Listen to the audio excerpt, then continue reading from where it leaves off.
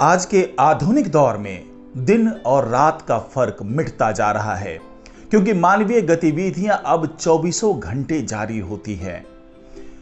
दिन के 12 घंटे तो सूरज का सहारा होता है, पूरा इलाका रोशन होता है, पूरी दुनिया रोशन होती है। लेकिन जब अंधेरा छाता है तो हमें रोशनी के लिए ऊर्जा की जरूरत होती है और इसी ऊर्जा का स्वरूप है बिजली। लेकिन बिजली की आपूर्ति कर पाना बहुत ही चुनौतीपूर्ण कार्य है। अब वैज्ञानिकों ने एक ऐसा रास्ता ढूंढ लिया है जिससे इस बिजली की आपूर्ति बहुत ही अच्छे तरीके से हो सकती है। लेकिन ये रास्ता है हमारी धरती के नीचे। जी हाँ, धरती के नीचे ही ऐसी कई चीजें हैं जिससे वैज्ञानिक आने वाले दिनों में बिल्कुल निर्बाध तरीके से बिजली की आपूर्ति कर पाएंगे और जो बिजली की कमी है, जो ऊर्जा की कमी है, उस संकट से छुटकारा मिल पाएगा। तो किस तरीके से वैज्ञानिक इस तरह की बिजली का उत्पादन करने जा रहे हैं, वो तमाम जानकारी आपको इस वीडियो में मिलने वाली है। तो इस वीडियो को आखिर तक जरूर देखिएगा। नमस्कार, मैं हूं डॉक्टर सुरजीत सिंह और आप देख रहे हैं माना मिस्ट्री। अगर आपने अभी तक इस चैनल को सब्सक्राइब नहीं किया है तो सब्सक्राइब कर लीजिए और अगर आपको ये वीडियो अच्छा लगे तो इसको लाइक कीजिए, शेयर कीजिए और कमेंट जरूर कीजिए।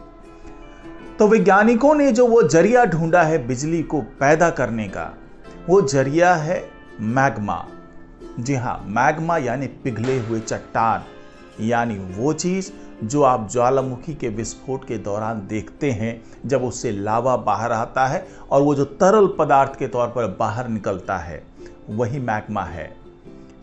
तो वैज्ञानिक इसी मैग्मा से बिजली बनाने की कोशिश कर रहे हैं और काफी हद तक वो सफल भी हो पाए हैं। लेकिन ये कोई जरूरी नहीं है कि जब ज्वालामुखी विस्फोट हो तभी वैज्ञानिक वहां से बिजली की आपूर्ति कर सकें, बिजली का उत्पादन कर सकें, बल्कि वैज्ञानिकों ने उन विलुप्त ज्वालामुखियों की भी खोज की है जो कभी बहुत धधकते हुए ज्वालामुखी हुआ करते थे, लेकिन अब वहां पर कुछ भी ज्वालामुखी विस्फोट जैसी कोई चीज नहीं है। लेकिन धरती के नीचे एक बड़ा महासागर छिपा हुआ है मैग्मा का, और इसी मैग्मा से बिजली का उत्पादन करने की योजना बनाई है वैज्ञानिकों ने। लेकिन ये बिजली का उत्पादन होगा कैसे? क्या इतना आसान है? तो इसी के बारे में थोड़ा समझते हैं कि किस तरीके से बिजली बनने वाली है और किस तरीके से वो हम तक पहुंचने वाली है। वैज्ञानिकों ने बताया है कि दुनिया भर में फैले ज्वालामुखियों में पाए जाने वाले रहस्यमयी मैग्मा में दुर्लभ अर्थ एलिमेंट का बड़ा जखीरा हो सकता है।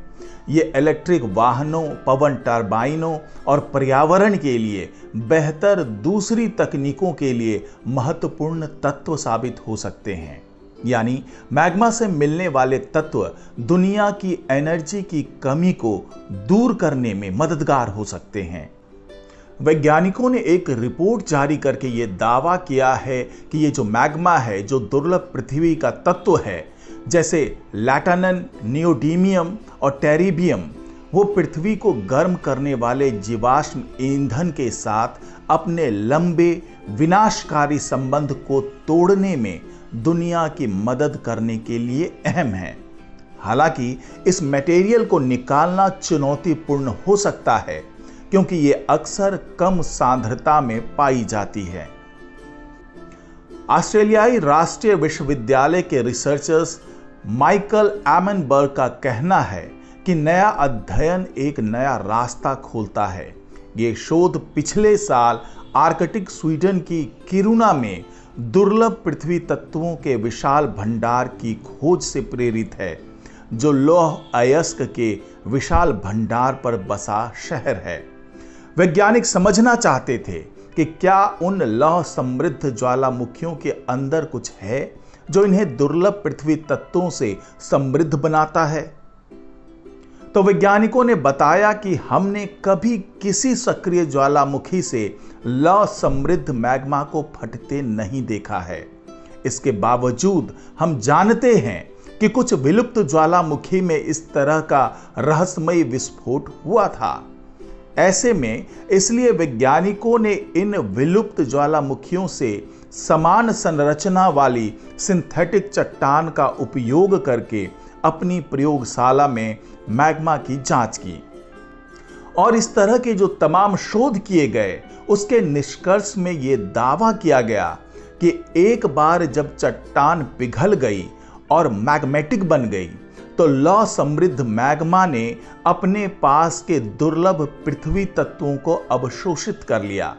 इससे निष्कर्ष निकला कि यह लौह समृद्ध मैग्मा नियमित ज्वालामुखियों से निकलने वाले मैग्मा की तुलना में दुर्लभ पृथ्वी को केंद्रित करने में 200 गुना बेहतर था। अध्ययन में यह उम्मीद जताई गई कि अमेरिका, चिली और ऑस्ट्रेलिया सहित दुनिया भर में विलुप्त ज्वालामुखियों में ये भंडार हो सकते हैं। वैज्ञानिकों ने बताया कि इनमें से कई साइटों पर पहले से ही लौह अयस्क के लिए खनन किया जा रहा है। तो वैज्ञानिकों का जो ये शोध है वो इसके आसपास केंद्रित है कि धरती के नीचे जो मैग्मा उपलब्ध है, जो दुर्लभ पदार्थ जिसके बारे में मैंने अभी बताया आपको कि जो तमाम दुर्लभ पदार्थ हैं पृथ्वी के, उसको अवशोषित करता है, यानी उसको एब्जॉर्ब करता है। हालांकि इस तरह के मैग्मा की बहुत ज़्यादा मात्रा ज्वालामुखी विस्फोट के दौरान देखने को नहीं मिली जो इन तमाम तत्वों से भरी हुई हो, उनको अवशोषित करके बाहर निकल रही हो।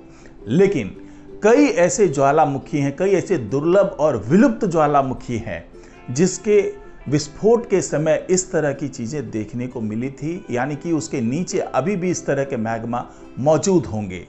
इसके अलावा वैज्ञानिकों ने अपने शोध में ये समझा कि क्या जो धरती के नीचे मैग्मा की एक परत है, जो मैग्मा उपलब्ध है, क्या उनमें इस तरह के पदार्थ मिल सकते हैं। तो वैज्ञानिक फिलहाल वहां से सैंपल लेने की कोशिश में जुटे हुए हैं और वैज्ञानिकों का ये मानना है कि अगर उनके मन मुताबिक वो सैंपल मिल जाता है तो ये बिजली का एक बहुत बड़ा स्रोत साबित हो सकता है। और ये स्रोत इसलिए भी बहुत ज़्यादा मददगार है क्योंकि अभी तक हमारे पास जो तमाम तरह के विद्युत आपूर्ति के विकल्प हैं उसमें से ज़्यादातर विकल्प में कार्बन का उत्सर्जन होता है जो हमारे लिए प्रदूषण का कारण बनता है। लेकिन अगर हम इस विकल्प को चुनें, अगर वैज्ञानिक इस विकल्प के सहारे बिजली पैदा कर पाएं तो ये हमारे लिए बहुत बड़ा एक अचीवमेंट हो सकता है, बहुत बड़ी उपलब्धि हो सकती है, क्योंकि इससे पॉल्यूशन को हम खत्म करने की दिशा में आगे बढ़ पाएंगे। साथ ही जो कार्बन उत्सर्जन है उसको हम बहुत हद तक नीचे कर पाएंगे, क्योंकि वैज्ञानिकों ने ये लक्ष्य रखा है कि 2050 तक कार्बन उत्सर्जन को बहुत कम या बिल्कुल नगण्य कर दिया जाए। तो उसी दिशा में वैज्ञानिकों का ये शोध बहुत अहम साबित होने वाला है और ये इतनी बड़ी उपलब्धि होगी कि ये निर्बाध बिजली की आपूर्ति कर पाने में सक्षम होगा।